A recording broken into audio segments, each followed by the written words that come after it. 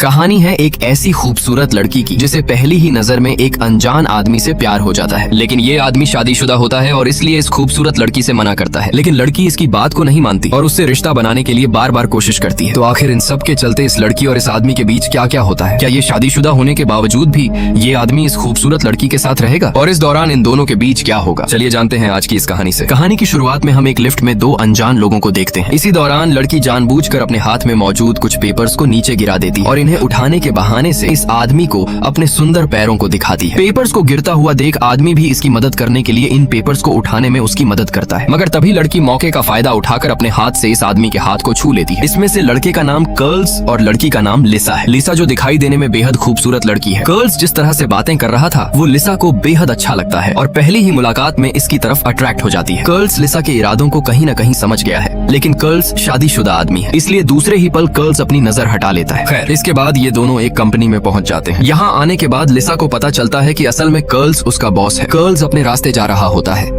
जबकि लिसा अभी तक इसे ही देख रही थी। इसी दौरान इसी कंपनी में काम करने वाला एक लड़का लिसा से कहता है उसका पीछा मत करो, वो शादीशुदा है। लेकिन लिसा को इस बात से कोई फर्क नहीं पड़ता और वो मुस्कुराते हुए चली जाती है। इसके थोड़ी देर बाद जब लिसा कर्ल्स के ऑफिस के सामने से जाती है तो जानबूझकर उसे अपनी तरफ खींचने के लिए अपने गोरे पैरों को दिखाती है। लेकिन इस वक्त कर्ल्स की नजर लिसा पर नहीं थी, इसलिए लिसा भी अपने रास्ते निकल जाती है। इसके अगले दिन यहाँ की सेक्रेटरी की तबीयत थोड़ी खराब हो जाती है, इसीलिए कुछ दिन के लिए लिसा को यहाँ कर्ल्स की सेक्रेटरी बना दिया जाता है। कर्ल्स जब लिसा को यहाँ पर देखता है तो इसे थोड़ा अजीब लगता है, लेकिन इससे मना नहीं करता। अब वक्त के चलते लिसा इसके हर काम में इसकी मदद करने लगती है और बहाना मिलते ही कर्ल्स को अपनी तरफ खींचने की कोशिश करती है, जिससे कब कहीं न कहीं कर्ल्स भी इस बात को भूलने लगता है कि मैं शादीशुदा मर्द हूँ। अब एक दिन ऑफिस में कर्ल्स की पत्नी आती है। ये दोनों बैठकर आपस में बातें कर रहे थे कि तभी यहाँ पर लिसा आती है और कर्ल्स से बात करने लगती है। किसी अनजान खूबसूरत लड़की को इस तरह से अपने हस्बैंड से बातें करते हुए देख कर्ल्स की पत्नी को काफी ज्यादा बुरा लगता है और इसे पहली ही नजर में समझ में आ जाता है कि ये लड़की कोई सीधी सादी लड़की नहीं है। यहाँ तक कि कर्ल्स भी बात को खत्म करते हुए कहता है लिसा काफी अच्छी लड़की है, वो मेरे हर काम में काफी मदद करती है। इसके थोड़ी देर बाद हम लिसा को रोते हुए देखते हैं। इसी दौरान यहाँ पर कर्ल्स आता है। पहले तो लिसा अपने रोते हुए चेहरे को छुपाने की कोशिश करती है, लेकिन कर्ल्स फिर भी इसे देख लेता है और इससे इसकी रोने की वजह पूछता है। कर्ल्स को पता चलता है कि लिसा के बॉयफ्रेंड ने लिसा से ब्रेकअप कर लिया है। कर्ल्स लिसा को दिलासा देता है, देखो लिसा, तुम एक खूबसूरत लड़की हो, तुम्हें कोई भी अच्छा लड़का मिल जाएगा। यहाँ तक कि अगर मैं शादीशुदा नहीं होता तो खुद मैं तुमसे शादी कर लेता। कर्ल्स की बातों से लिसा को अच्छा लगता है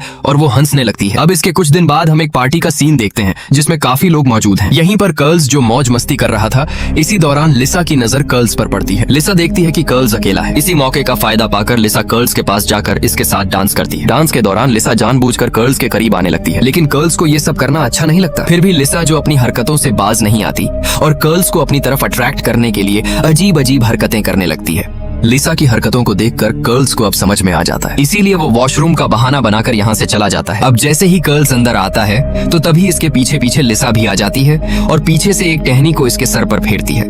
वक्त के चलते लिसा अपनी सारी हदें पार कर देती है, लेकिन कर्ल्स फिर भी इससे मना करते हुए कहता है लिसा, बात को समझो, मैं शादीशुदा हूँ, मैं ऐसा नहीं कर सकता। अब काफी बार कहने पर जब लिसा कर्ल्स की बात को नहीं मानती तो कर्ल्स गुस्सा होकर यहाँ से चला जाता है। इसके बाद हम अगले दिन का सीन देखते हैं जहाँ पर लिसा को देखते हैं। लिसा कर्ल्स के पास आती है और कहती है मुझे माफ करना, शायद मैंने कुछ ज्यादा ही पी ली थी, और कुछ इस तरह से बात करती है जैसे कि कुछ हुआ ही नहीं, जिससे कर्ल्स को भी अच्छा लगता है कि भला इस लड़की से मेरा पीछा तो छूट गया। लेकिन कर्ल्स इस बात को नहीं जानता कि ये सब तो लिसा की एक चाल है। इसके अगले सीन में जब शाम को कर्ल्स अपने घर जाने के लिए पार्किंग एरिया में जाता है तो इसे अपने आसपास किसी के होने का एहसास होता है। कर्ल्स अपनी कार में बैठता है तो तभी अचानक से लिसा भी इसकी कार में आकर बैठ जाती है। पहले तो लिसा कहती है कर्ल्स, मैं अपनी उस हरकत के लिए माफी मांगती हूँ, जिससे कर्ल्स को अच्छा लगता है। लेकिन तभी लिसा अपना असली चेहरा सामने लाती है और फिर से उसी तरह की हरकतें करने लगती है। ये देखकर कर्ल्स गुस्से से भड़क गया और कहता है ये क्या बदतमीजी है। लेकिन लिसा कहती है इसमें गलत क्या है और तुम्हारी समस्या क्या है। अब कर्ल्स का गुस्सा काफी ज्यादा बढ़ गया और वो इसे अपनी कार से बाहर निकाल देता है। गुस्से से भरा कर्ल्स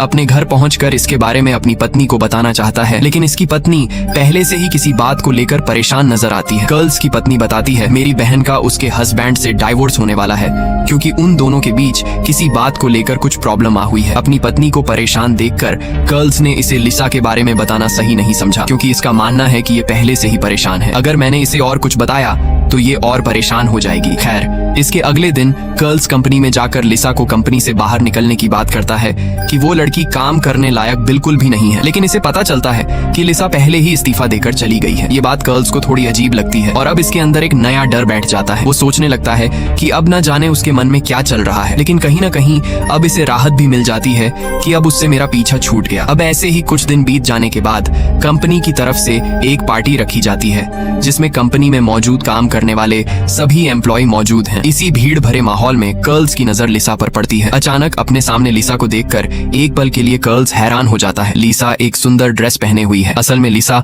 अपनी आगे की चाल को चलने आई होती है। कर्ल्स इस पर गुस्से होते हुए कहता है, तुम मुझसे दूर रहो, और इसे यहाँ से जाने को कहता है। लेकिन तभी लिसा चुपके से इसके ग्लास में बेहोशी की एक दवा मिला देती है जिसके बारे में कर्ल्स को कोई खबर नहीं पड़ती। कर्ल्स लिसा को बुरा भला कहकर यहाँ से जाने लगता है। हालांकि कर्ल्स के बाकी दोस्त भी इससे पूछते हैं कि हुआ क्या है, लेकिन कर्ल्स किसी को कुछ नहीं कहता और सीधा अपने रूम में जाने लगता है। मगर इसी वक्त हम देखते हैं कि अब इसे चक्कर आने लगे हैं और ये सभी उसी पाउडर से हो रहा है जो लिसा ने चुपके से इसकी ड्रिंक में मिलाई होती है। कर्ल्स चक्कर खाते हुए किसी तरह से अपने रूम तक पहुंच जाता है, मगर तभी अपनी चाल को चलते हुए लिसा भी यहाँ पर आ जाती है। कर्ल्स जो अब बिल्कुल भी होश में नहीं होता और इसी बात का फायदा उठाकर लिसा अब इसके करीब आ जाती है। खैर, इसके बाद हम सुबह का सीन देखते हैं। कर्ल्स की आंखें खुलती हैं और अपने कपड़ों को सही करते हुए बाहर की ओर चला जाता है। थोड़ा घूम फिर के कर्ल्स वापस अपने कमरे में आने लगता है, लेकिन तभी रास्ते में इसे लिसा मिलती है जो कर्ल्स को रोक लेती है और इसे अपने साथ डिनर के लिए इनवाइट करती है। लेकिन कर्ल्स इससे कहता है, लिसा तुम ये सब क्यों कर रही हो? लिसा कर्ल्स को कुछ देर पहले हुए हादसे के बारे में बताती है, लेकिन कर्ल्स कहता है,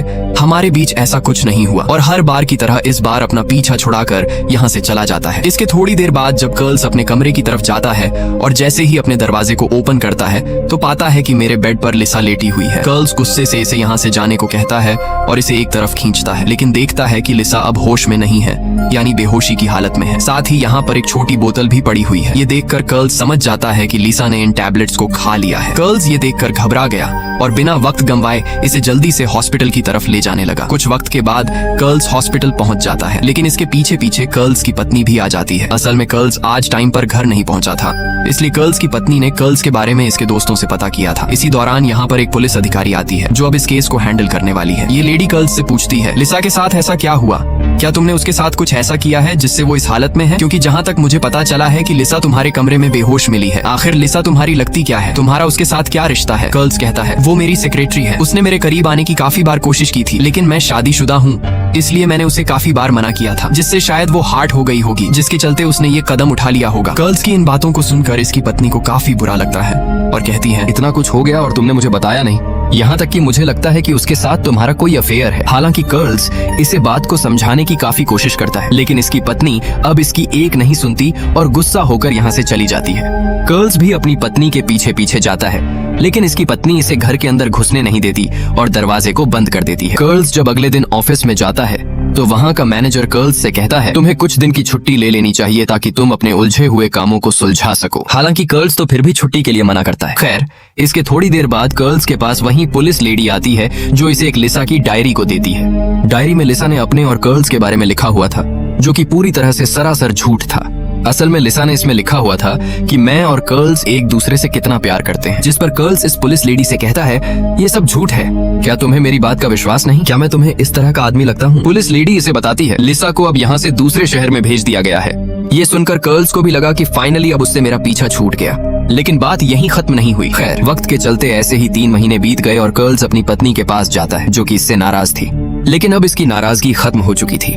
इनका परिवार फिर से एक हो चुका था, दोनों एक दूसरे के साथ खुश थे और इसकी पत्नी को भी उस बात का विश्वास हो जाता है कि वो लड़की झूठ बोल रही थी, उसने मेरे हस्बैंड को फंसाने की कोशिश की है। अब ऐसे ही एक दिन कर्ल्स के घर पर कोई नहीं होता, तभी चुपके से लिसा एक दरवाजे को तोड़कर सीधा इनके घर में घुसकर बेड पर लेट जाती है। असल में लिसा यहाँ पर कोई बड़ा कारनामा करने आई होती है, लेकिन इससे पहले कि लिसा अपने कारनामे को अंजाम दे पाती, तभी कर्ल्स की पत्नी घर वापस आती है और घर में घुसते ही इसे एहसास हो जाता है कि घर में कोई है। इसीलिए देखने को जाती है तो इसे एक रूम में बेड पर लेटी हुई लिसा देखने को मिलती है। दोनों की नजर एक दूसरे पर पड़ती है। कर्ल्स की पत्नी पूछती है, आखिर तुम हमारे घर में क्या कर रही हो? लेकिन अब लिसा के पास कोई सही जवाब नहीं था और देखते ही देखते दोनों में एक जबरदस्त फाइट हो जाती है। फाइट के दौरान ही कर्ल्स की पत्नी कर्ल्स को फोन करती है और उसे ये सब बताने की कोशिश करती है, लेकिन इससे पहले कि वो कर्ल्स को कुछ बता पाती, लिसा इसके हाथ से फोन को नीचे गिरा देती है और अब सिर्फ ये इन दोनों के बीच की लड़ाई बन जाती है। अब काफी देर लड़ाई होने के बाद ये दोनों घर के एक ऊपरी हिस्से पर पहुंच जाते हैं, जिसका तल काफी ज्यादा कमजोर था, यानी कि वो इनके वजन को सहन नहीं कर सकता। अब जैसे ही ये दोनों फाइट कर रहे होते हैं तो तभी इसका तल टूट जाता है और लिसा नीचे लटक जाती है। ये देखकर कर्ल्स की पत्नी इसे अपना हाथ देती है और कहती है, आओ ऊपर आ जाओ। असल में कर्ल्स की पत्नी नहीं चाहती कि ये लड़की मारी जाए, बल्कि ये चाहती है कि इसे अपनी गलती का एहसास हो और यहाँ से हमेशा हमेशा के लिए चली जाए। लेकिन लिसा, जो कि अभी तक अपनी हरकतों से बाज नहीं आती, लिसा जैसे ही इसके हाथ को पकड़ती है तो ऊपर आने के बजाय उल्टा इसी को नीचे खींचने की कोशिश करती है। मगर कर्ल्स की पत्नी भी अपनी पूरी जान लगाती है और अपने आप को ऊपर रखने के लिए पूरी कोशिश करती है। अब काफी देर तक दोनों के जोर लगने के बाद कर्ल्स की पत्नी किसी तरह से अपने हाथ को छुड़ा लेती है, जिससे कि अब लिसा काफी ऊंचाई से सीधा नीचे जाकर एक कांच के ऊपर गिरती है। लेकिन हम देखते हैं कि लिसा अभी जिंदा है, इसकी कुछ सांसें चल रही थी। अगर इसे सही वक्त पर अस्पताल ले जाया जाए तो ये बच सकती है, लेकिन इससे पहले कि इसे कोई अस्पताल ले जा पाता, तभी ऊपर से एक झूमर टूटकर सीधा इसके ऊपर जाकर गिरता है, जिससे कि अब लिसा की एक ही पल में बची हुई जान भी निकल जाती है। इसी दौरान यहाँ पर कर्ल्स भी आ जाता है और अपनी पत्नी को सही सलामत देखकर इसे काफी अच्छा लगता है। दोनों एक दूसरे के गले मिलते हैं और अब इसी के साथ ये कहानी यहीं पर खत्म होती है। तो दोस्तों, उम्मीद करता हूँ कि आपको ये वीडियो पसंद आई होगी। अगर पसंद आई है तो वीडियो को लाइक और चैनल को सब्सक्राइब जरूर कर दें, क्योंकि आपको इस चैनल पर इसी तरह की मूवीज का एक्सप्लेनेशन देखने को मिलता ही रहेगा। बाकी जब तक के लिए बाय।